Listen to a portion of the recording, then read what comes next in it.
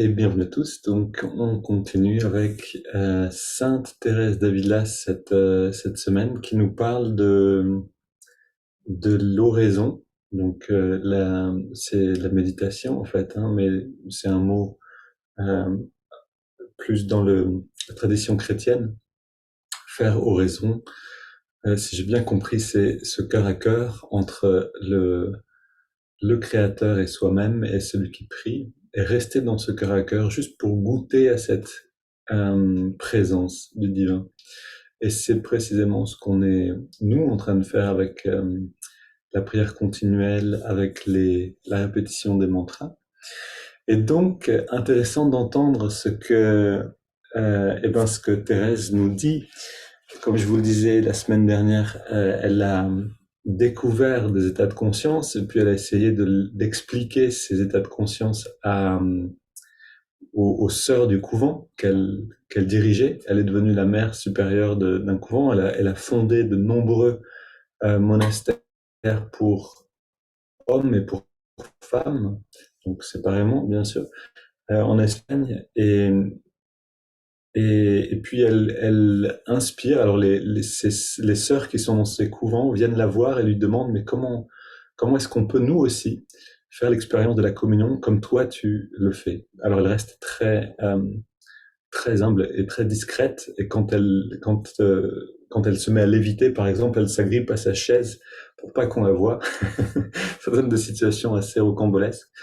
Mais les sœurs dans le couvent s'aperçoivent bien qu'elle est ben, dans un état de transe, de communion intérieure. Donc ils se tournent pour la regarder et puis ils vont lui poser des questions. Comment tu fais pour rentrer dans ces états-là? Nous aussi, on veut rentrer en communion comme toi tu le fais. Donc elle aurait écrit ce livre qui s'appelle Le chemin de perfection. Ça, c'est celui qu'on lit ensemble un peu cette semaine. Et puis elle a aussi écrit Le château de l'âme, dans lequel elle décrit vraiment l'évolution de l'aspirant spirituel, en fait, dans cet acte de communion intérieure. Donc l'évolution de la conscience. Vraiment passionnant. Donc le langage est chrétien du 15e siècle, puisque c'est du 16e, c'est là où elle l'a écrit.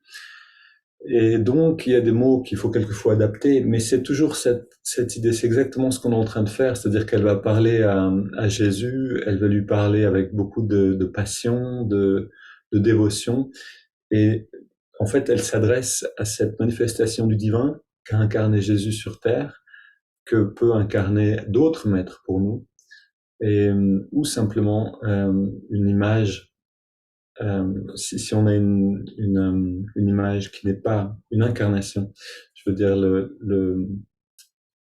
comment on dit, mince, une vision du divin qui n'est pas personnelle, donc on peut aussi s'adresser à cette conscience directement, une conscience impersonnelle mais qui est là.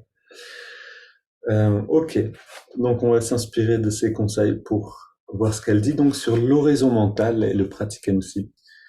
Alors on commence donc en se redressant.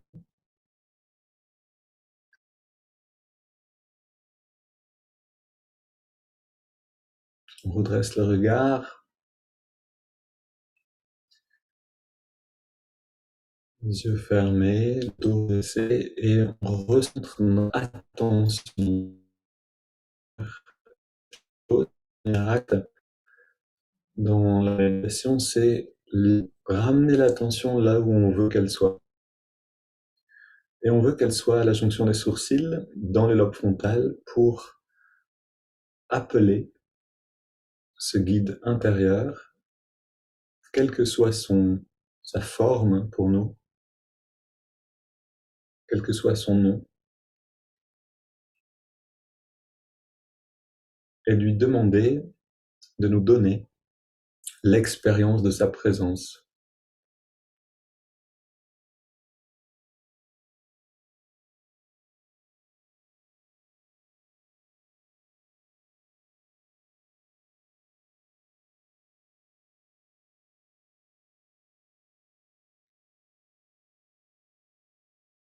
Et on lui demande avec notre prière, notre mantra, voilà ce qui vous correspond, ou cette phrase: Ô guide divin, guide-moi maintenant et en chaque instant de ma vie. Et on répète cette phrase, la phrase qui nous parle, encore et encore, pour entrer dans l'expérience.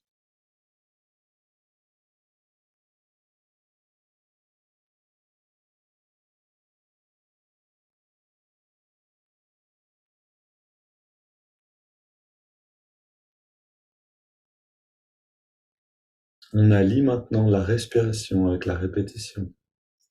Une inspiration profonde pour une phrase, une expire pour une autre.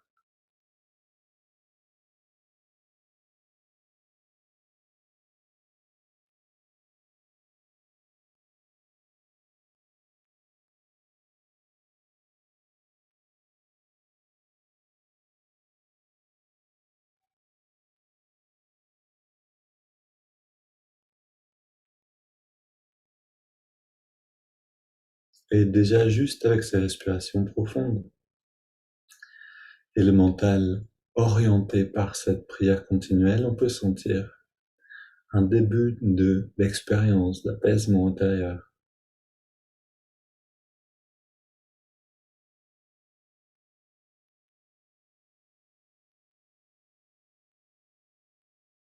Si on sent les battements du cœur, on peut aussi associer la respiration au battement du cœur.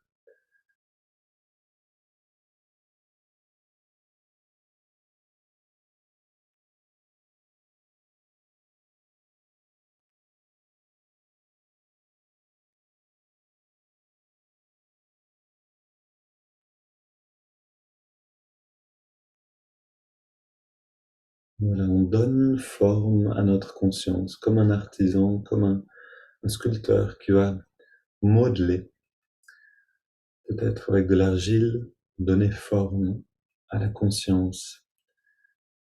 On se sert des battements du cœur, de la respiration, de la prière continuelle, de l'orientation du regard et du recentrage de l'attention.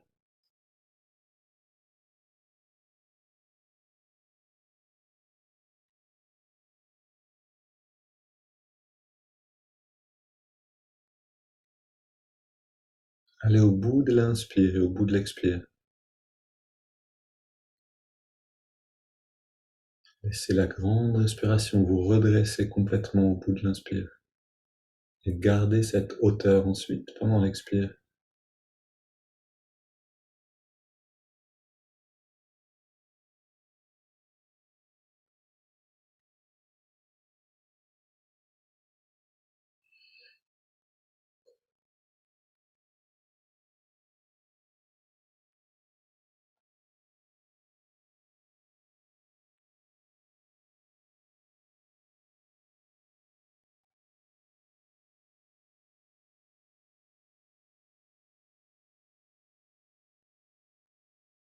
Déjà, on rentre dans le bien-être de cet artisanat intérieur, la satisfaction de faire de notre mieux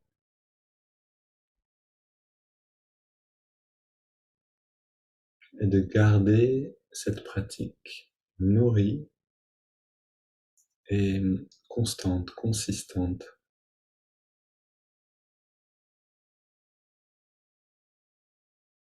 Et on garde ces respirations, on garde cette concentration et cette intériorité. Et à la prochaine inspire, on entrelace les doigts.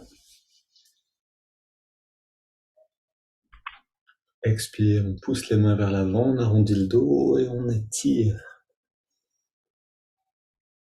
Inspire, on étire vers les ciels. Expire, on se penche vers la gauche. Inspire au centre. Expire vers la droite.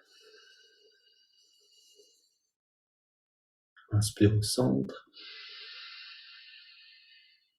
Expire, on se tourne vers la gauche. On pose les mains, on reste dans la rotation. On respire profondément et on sent cette distance intérieure. Je ne suis pas autant investi dans la posture, je suis plus dans la pratique intérieure.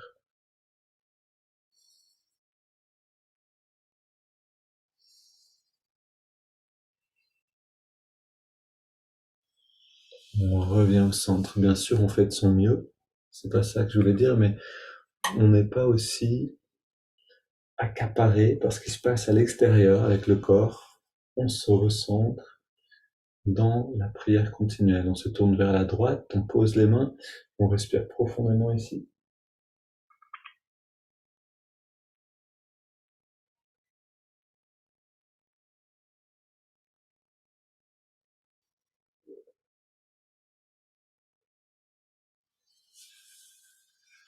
Et on revient au centre. On pose les mains derrière, on se penche un petit peu vers l'arrière et on va prendre 15 respirations profondes. Donc, inspire par le nez, expire par la bouche, en adaptant le rythme de notre phrase pour que on ne soit pas donc dans la hâte, mais que ça soit tranquille pendant les respires. Donc, la phrase, on peut la faire en 2 ou 3 respirations.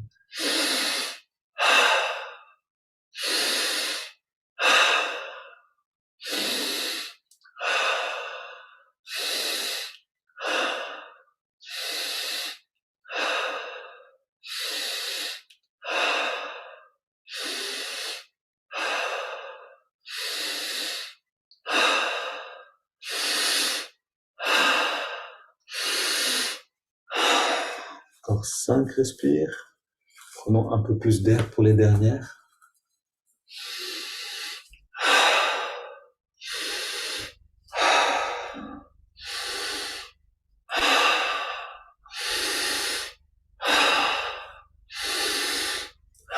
Puis on revient au centre. On pose les mains sur les cuisses, paumes vers le ciel. On prend une grande inspire. On garde 3 secondes l'air dedans et on expire en se détendant. On arrête de respirer et on plonge la conscience profondément dans les sensations intérieures, dans l'immobilité et la détente.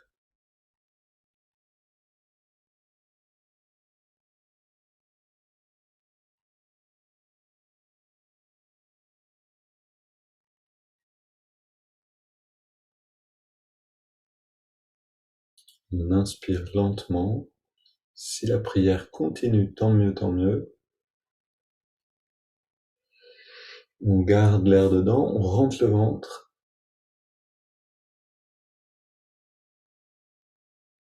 On relâche le ventre et on expire. Puis une inspiration profonde. Et on laisse l'air aller et venir sans plus contrôler le souffle. C'est rassurant de passer par ces étapes encore et encore sans rien y changer. Ça nous permet à la fois de goûter à ce même bien-être chaque jour, mais aussi de l'approfondir, de découvrir de nouveaux détails dans la perception et dans l'intériorité.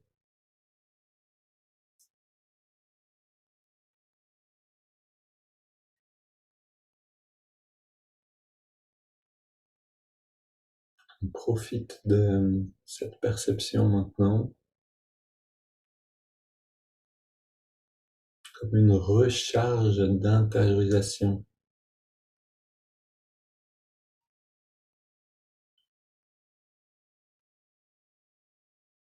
Puis on inspire par les narines. On garde l'air dedans, on serre les poings, on contracte les bras, les jambes, le torse, le dos, le cou. Et on expire, on détend tout.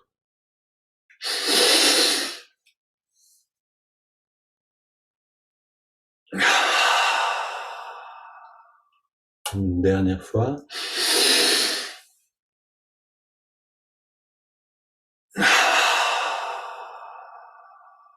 Et les muscles, on les relâche complètement.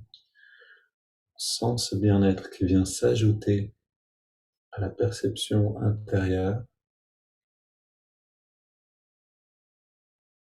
Puis on inspire par les narines. lentement avec notre mantra ou prière intérieure.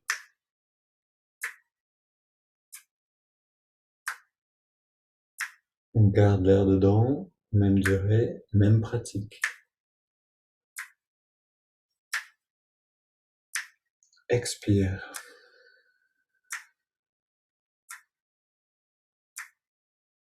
Maintenant, chacun à son rythme. De la même manière, inspire.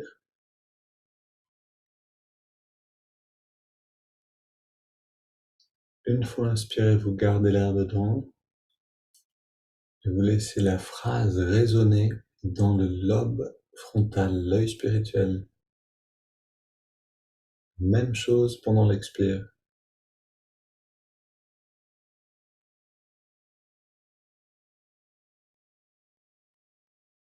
Voilà, inspirez, gardez l'air, puis expirez à votre rythme.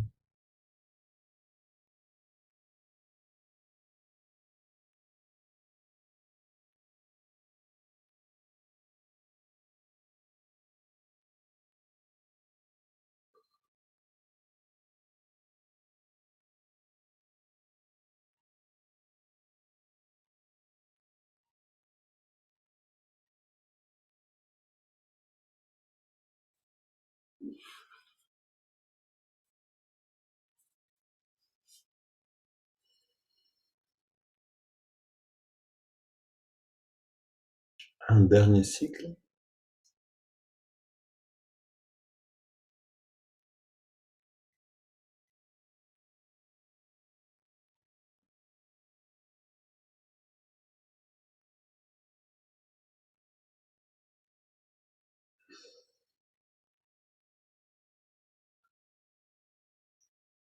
Puis, après l'expire, on prend une grande inspire et on laisse l'air aller et venir.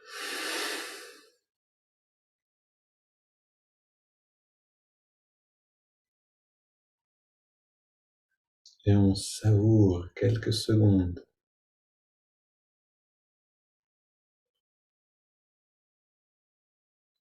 Toute la pratique est rythmée entre effort, détente.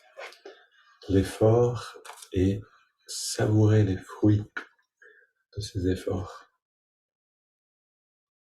Et là, on va en plus profiter de cette lecture, donc, Le chemin de la perfection de Thérèse d'Avila sur l'oraison mentale.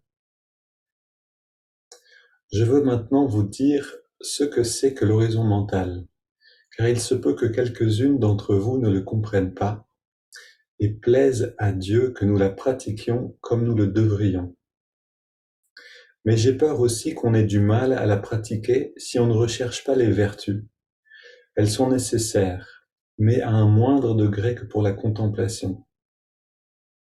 Je précise que le roi de gloire ne viendra point dans notre âme. Il ne s'unira pas à elle si nous ne nous efforçons d'acquérir les grandes vertus.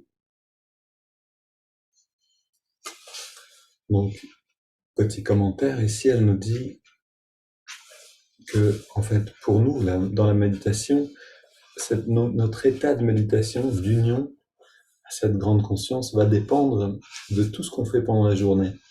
Si pendant la journée, on arrive à très simplement se retenir de rentrer dans l'impatience, la colère, l'insatisfaction, et d'aller dans la patience, la bienveillance, toutes ces bonnes qualités, l'acceptation, alors nos méditations vont nous emmener là où on veut aller.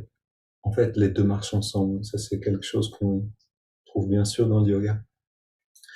Je continue un peu plus loin. Quand nous ne nous donnons pas à Sa Majesté, donc à la conscience divine, quand nous ne nous donnons pas à cette conscience aussi complètement qu'elle se donne à nous, c'est déjà beaucoup qu'elle nous maintienne dans l'oraison mentale et qu'elle nous visite de temps en temps, en serviteurs qui sommes dans la vigne. Les autres sont ses enfants gâtés.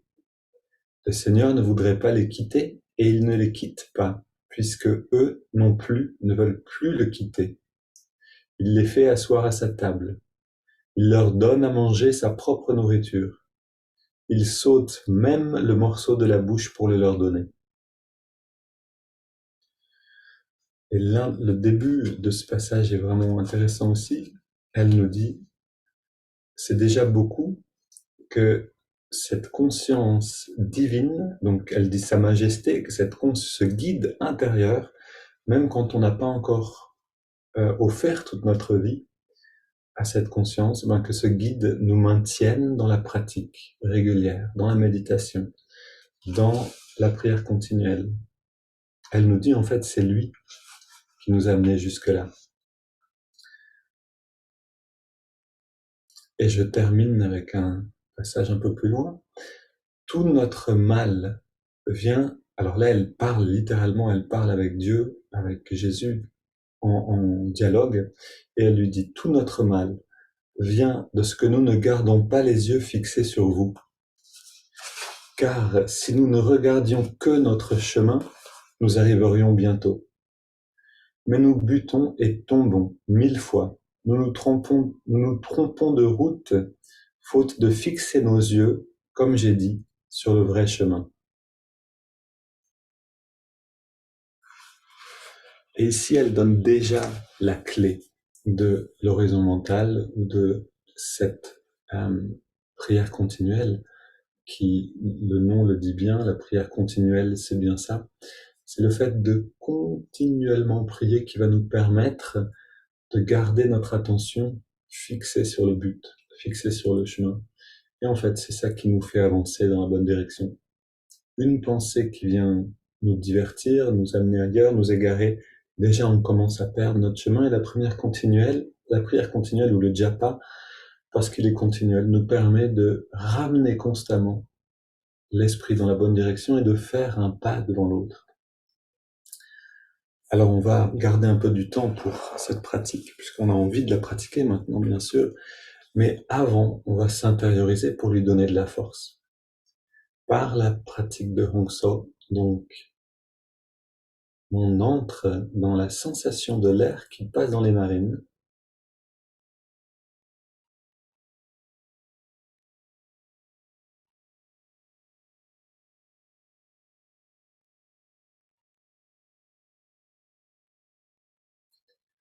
avec cette même gratitude pour ces techniques que notre guide a mis sur notre chemin. Notre vie est pleine de cadeaux qui vont nous permettre d'atteindre au vrai bonheur. Et c'est notre guide intérieur qui nous a amenés jusque-là, qui nous amène chaque jour au bon endroit. Donc on ouvre ce cadeau avec ce même plaisir de l'enfant qui ouvre son cadeau de Noël. Le premier cadeau, l'observation du souffle, la fraîcheur de l'inspire, la tiédeur de l'expire dans les narines.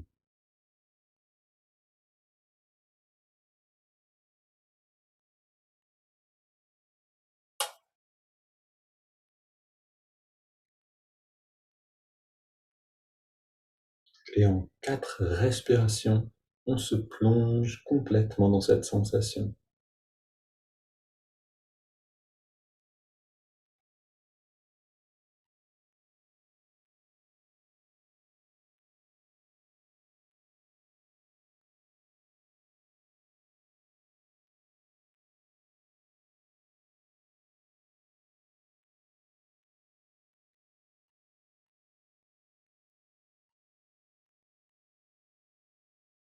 Et maintenant qu'on est immergé dans le souffle, on va intégrer le mouvement de l'index de la main droite. Le prochain cadeau, celui de la relaxation profonde. À l'inspire, l'index revient légèrement vers la paume, très légèrement. Et à l'expire, je relâche l'index. Et en même temps, je relâche tous les muscles du corps.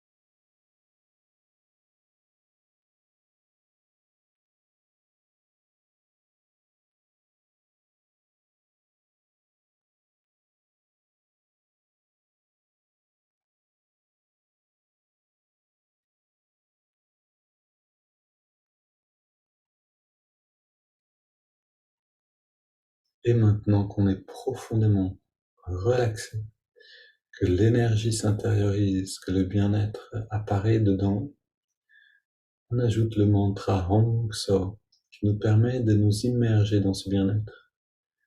Hong accompagne l'inspiration naturelle, So accompagne l'expiration naturelle. Hong So signifie je suis cela, cette conscience, ce bien-être.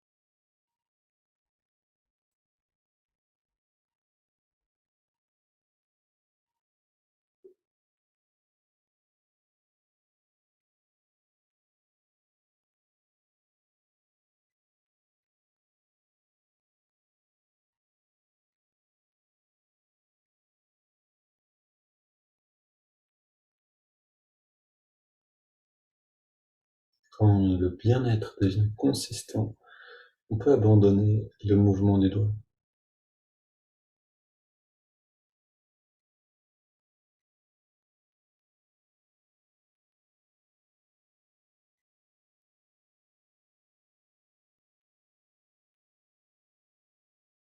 En gardant le regard bien redressé, c'est le regard qui nous entraîne vers la superconscience ou vers le subconscient dans le sommeil. Si on baisse le regard, on a plus de chances de s'endormir.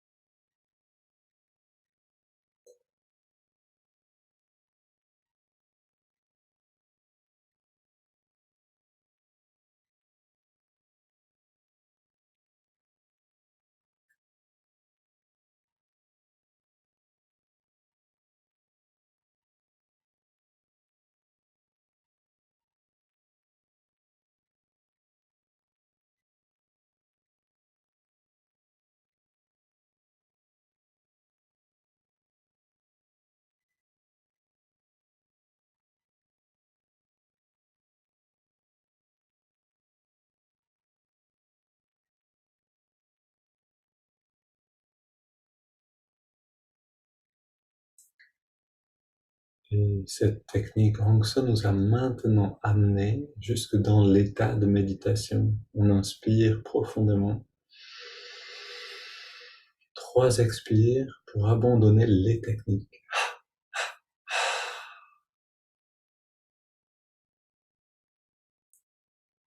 Et sans plus observer le souffle dans les narines, ni répéter le mantra, on reste dans la perception de cette détente, de ce bien-être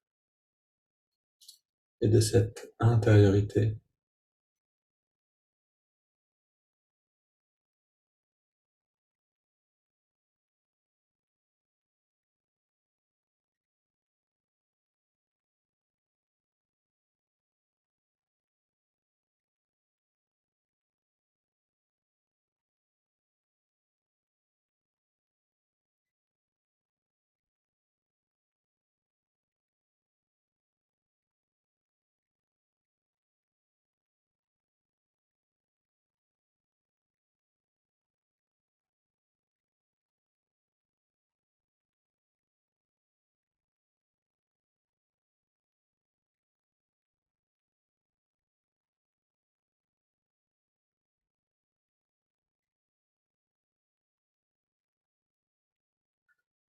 Et comme si c'était une matière de lumière, une luminosité qui nous habite maintenant, on laisse cette conscience grandir et aller en expansion dans toutes les directions,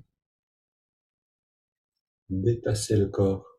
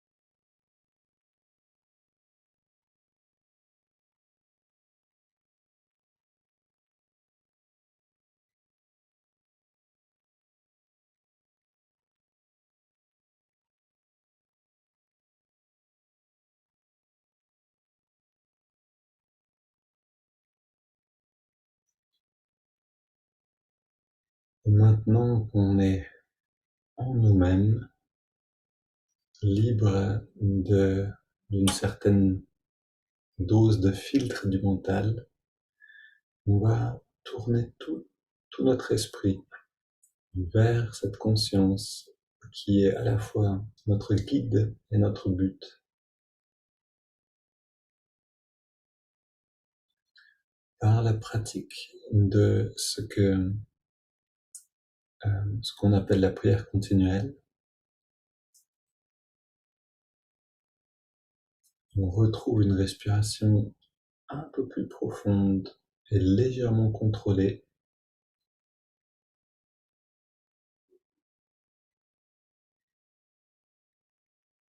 Une respiration ventrale profonde peut suffire.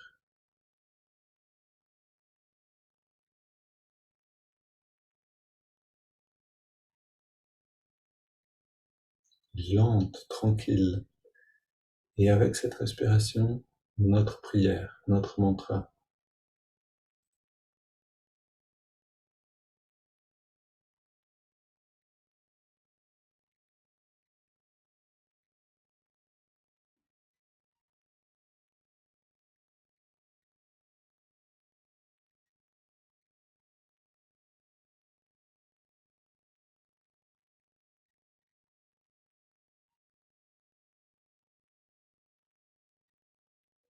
Si on peut accorder cette respiration avec le battement du cœur pour rythmer la prière avec notre rythme naturel, alors tant mieux. Et éventuellement un très léger ujjayi pour polir cette perle de la respiration.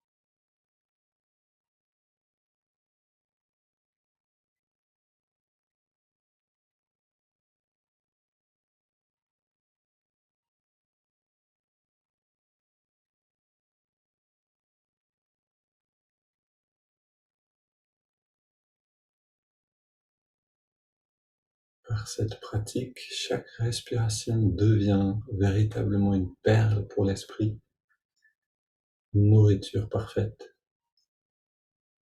Et tout ce qu'on a besoin de faire, c'est, comme Thérèse nous le dit, de garder le regard sur le but, sur le chemin. Alors on sera bientôt arrivé. Je vous propose de rester encore un instant, aussi longtemps que ça vous plaît, dans cette pratique. Les yeux rivés sur le but. l'œil intérieur, puis d'emmener cette pratique dans la journée.